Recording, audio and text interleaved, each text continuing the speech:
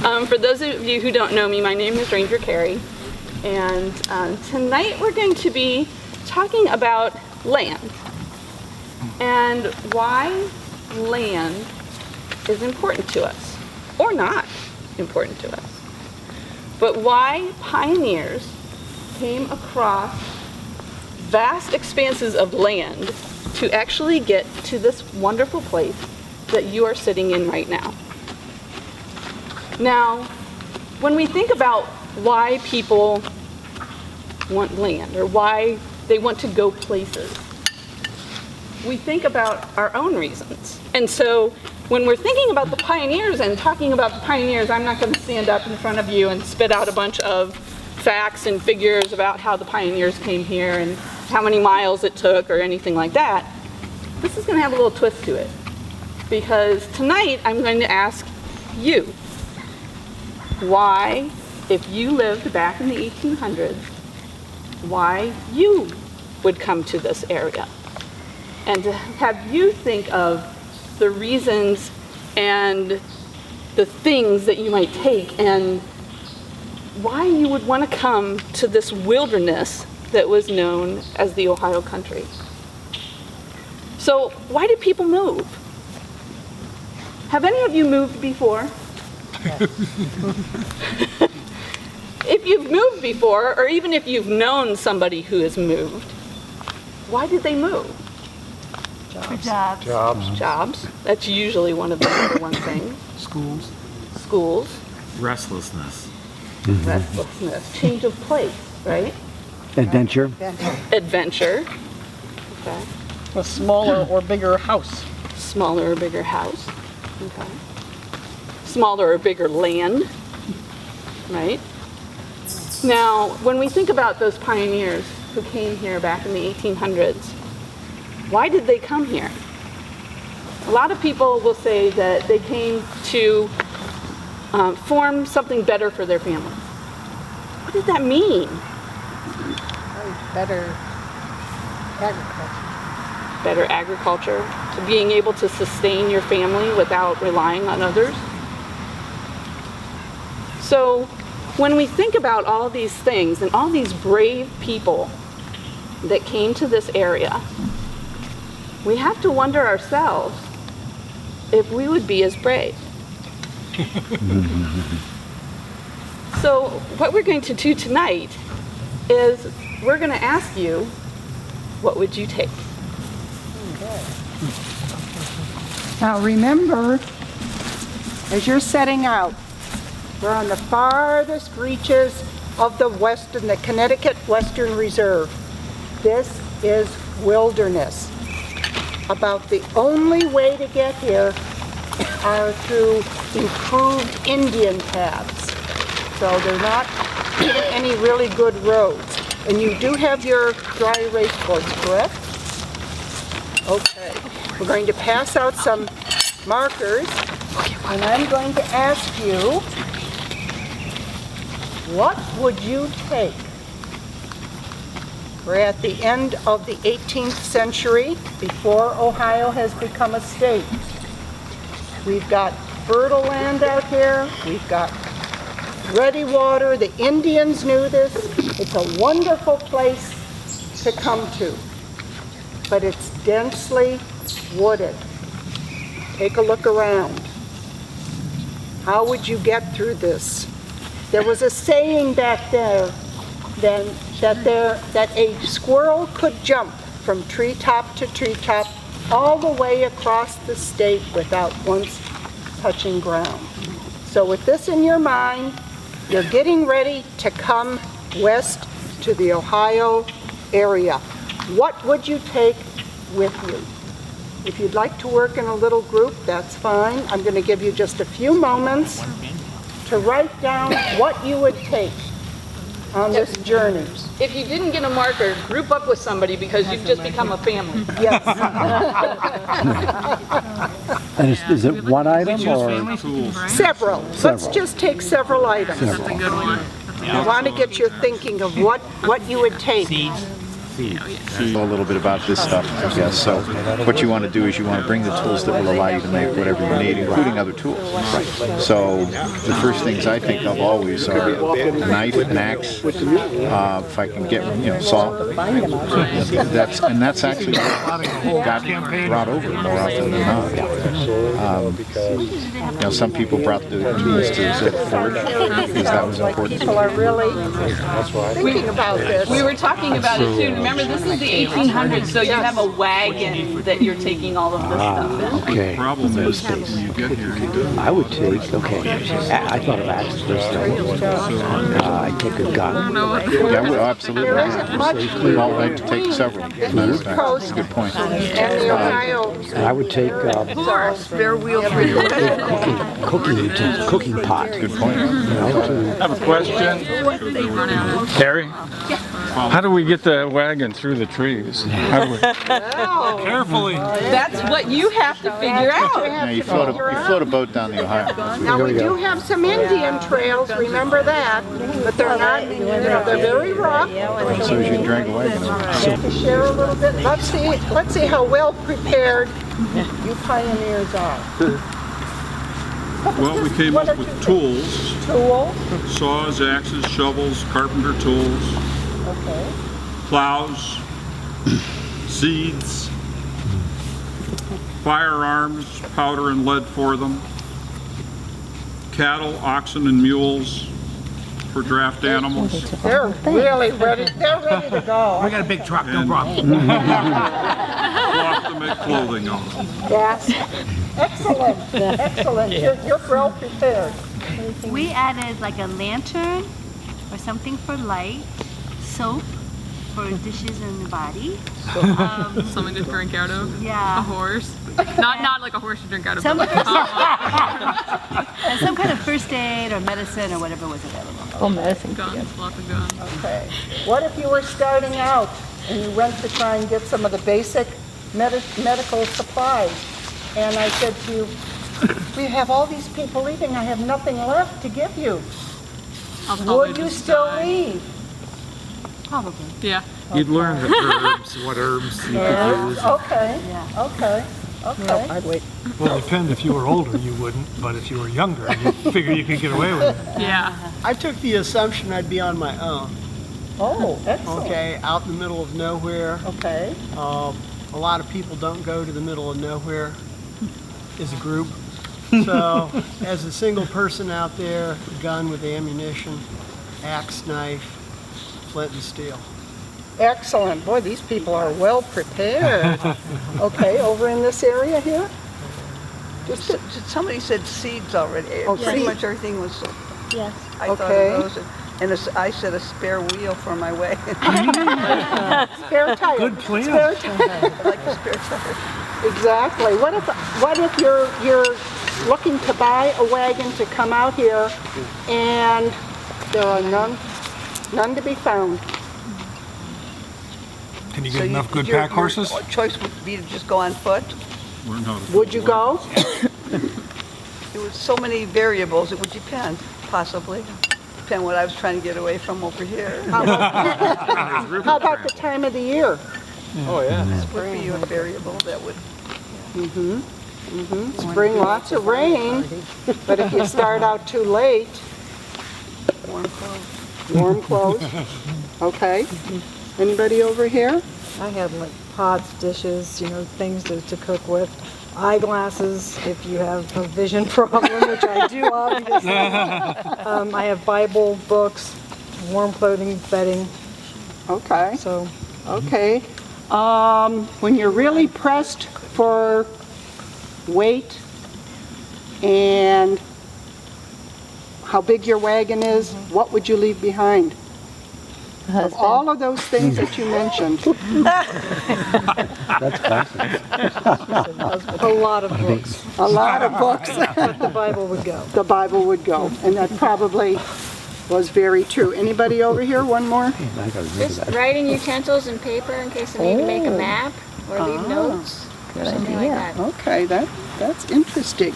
Well, I just have a few things that you are a wonderful audience, and I can tell that you are ready to, to travel. But as these gentlemen over here, a hunting rifle, of course, some kind of tent or canvas, not just your wagon, but something that would provide coverage if you hit a rainy season or even overnight. Of course, your covered wagon. Probably didn't have many hand carts here, although the Mormons use those to go out west. 40 pounds of crackers. That sounds about right. What is it? Hardtack, the stuff that they, some dried meats. Obviously a rifle, fishing, you would have to find food along the way, correct? 100 pounds of dried apples. In other words, some fruit. And ladies, sewing needles and thread to repair the 2 dresses that you probably have. And the men, maybe 2 shirts and a pair of pants.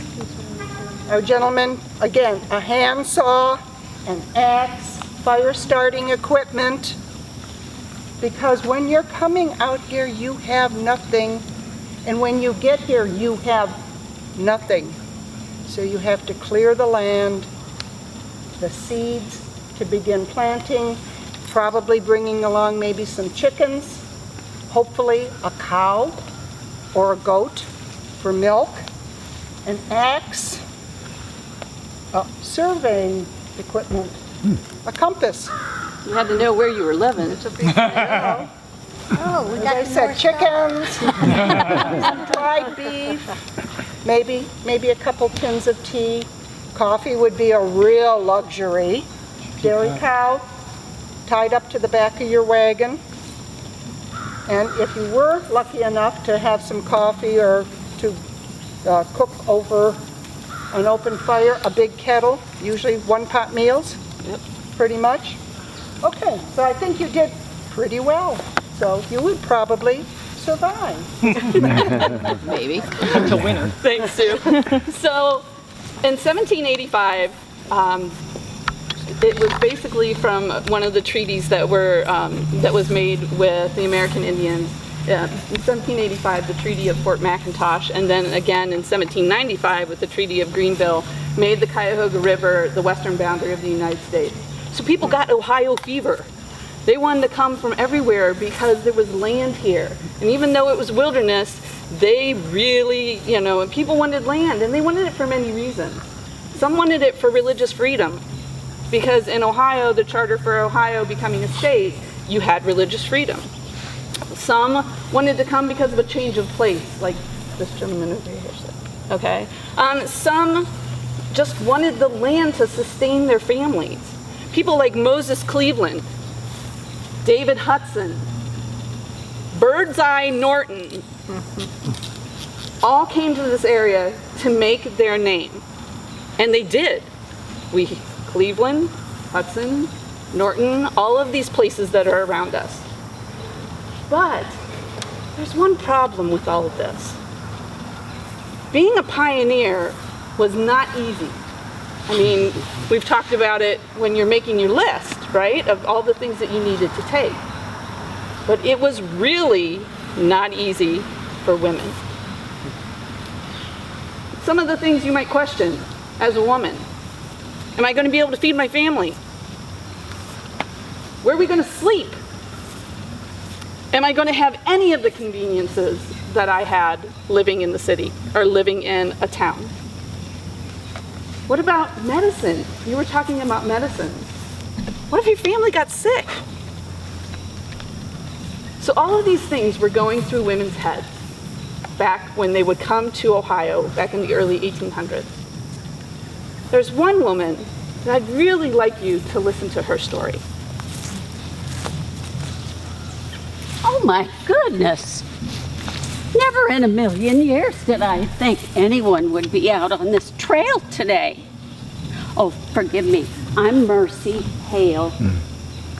And I never thought that anyone would be out here. I never saw anybody except my husband and my children for weeks. Oh, of course we have neighbors. But they're all so busy planting their land and growing their crops, Nobody has time for a visit. My husband came here in 1810, and he wrote me a letter, and he said, purchase what you need, for example, wearing apparel and medicines like essences of peppermint and opium, which is good for the fever and the ague and the malaria. Also get a big copper kettle and a plowshare and a few pounds of nails. And you and the children travel to the mouth of the Cuyahoga River, and I'll pick you up there with a wagon, and we will go to our new home in the Western Reserve.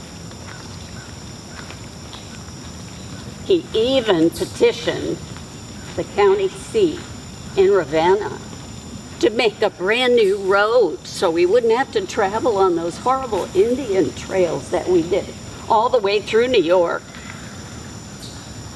I left my home in Connecticut that had a store and amenities to come to a log cabin in the wilderness. But I don't complain much to Jonathan because he loves this land and the scenery around the river so much. But it does wear on me. He has seen me go from a beautiful young woman to a withered invalid, barely able to keep up with my chores. He wanted to come to Ohio to carve out a piece of land that we could live on for the rest of our days, for as long as that could be. Oh, but I hate to see him so worn out. His Connecticut clothes hanging on him like he purchased them 3 sizes too big. But I'm a tailor, and I am able to take his clothes in so he looks like the gentleman that he really is. But it has been hard here. But you know, we fared better than some of our neighbors because Jonathan found a lime deposit on our land. And he's been able to sell that land or barter it for things that we need. Well, and I am very good with a needle and thread. Well, last week I made a coat for a person who was going to be married, a man, and he gave me $2.50. And recently I made a coat for a squatter's son, and I got $3. Why, that's a fortune for people in these parts. This land has been such a blessing for us with its fertile soil. We can grow our corn and our wheat, but it has also brought many fevers. Well, you know, I need to be on my way. I don't travel too far from the cabin. Even though I'm friendly with the Indians, you just never know what could happen. Jonathan is building a grand house, and there's going to be plenty of room for visitors. I do hope you'll come and stay. Visiting just always lifts my spirits. Good day. Thank you, Mercy. So let me ask you something. So when we're talking about coming to this land, what is that, think for a moment, what that one possession is that you would never leave without?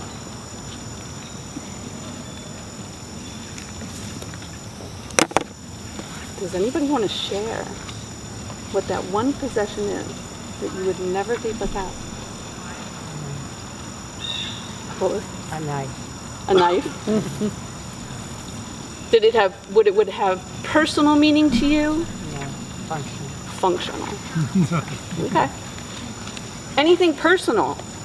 You know, a lot of women, when they came to the frontier, is what they call the frontier, they brought along some kind of heirloom, something that would make them remember what their life was and the people that they left back in their home. Is there anything that you would not live without? Maybe a photograph. A photograph, okay. Didn't exist in 17. Didn't exist in the 1700s, but In the 1800s. in the Not until the later, Civil War. in the later 1800s. Well, I came later. But There was photography. maybe it wasn't a photograph necessarily, but maybe it was a likeness, right? So something that was painted. Okay. Now, if you lost that item, would it be replaceable? No, not necessarily. When you think about those things, those comforts that you have at home, I want to ask you another question. Think about the best home-cooked meal you've ever had. Now, I said home-cooked, but it doesn't necessarily have to mean that you got it at home. You could have been at a friend's house, right? Okay. Okay, so let me ask you, where was it that you had this meal? Because it could have been, you know, for me, for instance, it was my grandma's house. And my grandma baked and cooked. It was the best food ever. What about some of you? The best home-cooked meal, where was it? My mother-in-law's. When I first got married, I think I gained 20 pounds. The best food. And who did you share that meal with then? My husband, his family, Family. probably 8 or 10 of us. Okay. Anybody else? Home. Home. Jambalaya. Ooh, jambalaya. You couldn't make me. There. You know, a lot of people know I go on a ski trip, and one year, you know, 30-some years ago, I went on a ski trip with the guy that I worked with, and he was from New Orleans. And he comes to the condo, and the first day he throws his briefcase up on the counter, and I said, no, put that stuff away. We're here for vacation. And he pulls out, and he had all the spices and all the stuff in there. And he cooked for us for the next 5 days, and I was like, I thought I died in what they had. When you think of pumpkin pie, in the early 1800s, it wasn't quite like that. It was more of a pudding. Your first ingredient would be pumpkin. Where would you have gotten the pumpkin from? Would have grown it yourself? Okay, so you start with the pumpkin, you cut it, the top off, you scoop out the insides, and from there, you will need some of these. Eggs. Where would you get the eggs from? Your Chickens. Hope you have chickens. Chickens, yeah. Barnyard. Let's see, we're going to start off with some easy ones. Next. Knows milk. Where are you going to get the milk from? Hopefully you have a cow. If not, get to know your neighbors. Now we're going to start getting a little harder. Flour. Flour mills weren't in Ohio yet.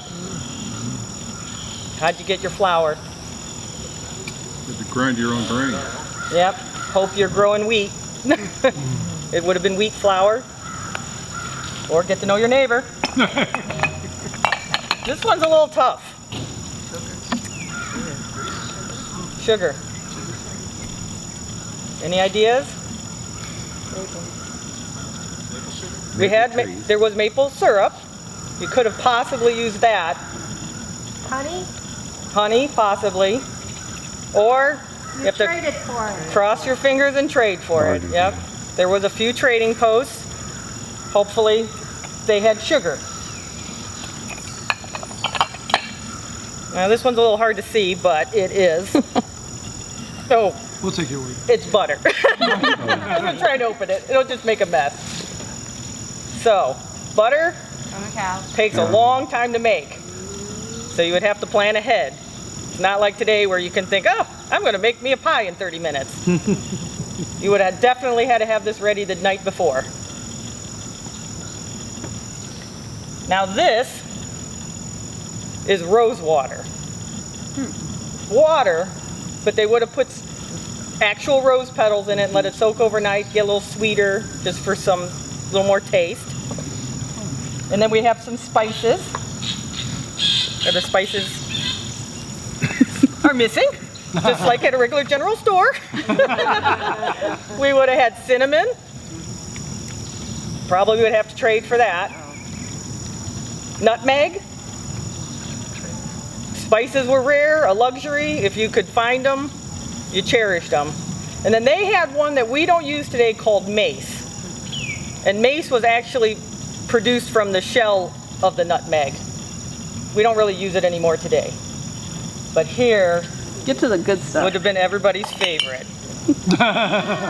Moonshine. A little bit of spice in your pumpkin pie. Where would you have gotten this from? You're still at Brandywine. You could make it yourself. That would be very cherished in my family. So then you would take everything, you would mix it up. Hopefully you have some form of a crock or a bowl. A lot of times you had to use what the land gave you, and if you had some wood, you hollowed out a wood, you know, to make a bowl. You hollowed out gourds to make your scoopers, your spoons. If you were lucky enough to have a measuring cup of some kind, you were lucky. You mix it all together. You would put it's like a pudding substance back in the pumpkin, and you would cook the pumpkin just like this. And you would eat it right out of the pumpkin. It took all day. And it was a very special treat. That wasn't necessarily just for Thanksgiving. It was actually considered a symbol of prosperity if you were able to make your own pumpkin pie, because it meant that your land was producing enough to sustain yourself. It was one of the few items, other than the spices, that you could actually make everything from your own land. So there you go, ladies. Now you can go home and make pumpkin pie. Thank you, Barb. So you had a lot to think of when you were a pioneer. You also had to think of where your land was going to be. So I'm going to get everybody up off their feet. Or on your feet. Thank you. Okay, so over here by the rocks is going to be city. Over here on the other side is going to be wilderness. I want you, and where you live right now, I want you to place yourself along this line right here. So if you live in the city, you're over on this side. If you're living in the country or in the wilderness, I guess, you're on this side. And if you're somewhere in between, come in between. How big is it? Do we say like where you went? Do we consider the national park? A little bit, yeah. Not quite, unfortunately. Well, compared to where I used to live, it seems like a big... Okay, so this is very interesting. Okay, so this is where you live right now. Now what I want you to do is I want you to think about why you live there. Somebody tell me, why do you live in the place that It's close to the national park. Yes, good answer. Because my wife wanted to live there. Because your wife wanted to live there. See, I tell ya. Always make the woman happy, right? It's quiet. Cheap. Family, friends, family. It's like close to the city, but also like quiet enough. I'm like kind of in the country. Okay. Close to the city, but quiet enough that you know you have that feel of country life, right? Okay. Near your work. Near your work. That is true. Okay, so now I want you to think of something different. I want you to think of when you were a child. I want you to go to the spot, city, or country, or wilderness, where you lived as a child. Where you lived? Yep, where you lived as a child. I'm way over here.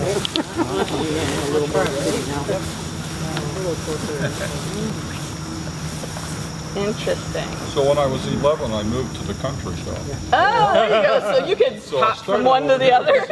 They slowly moved that way. And slowly move the other way.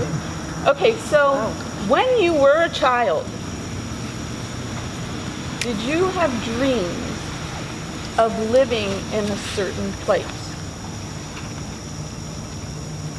Think of that thing, sorry. Think of why you lived as a child where you lived. And think of the best thing that was there. Anybody want to share? Yes. Dave. I lived on North Hill in Akron. It was a great Italian neighborhood when I was little.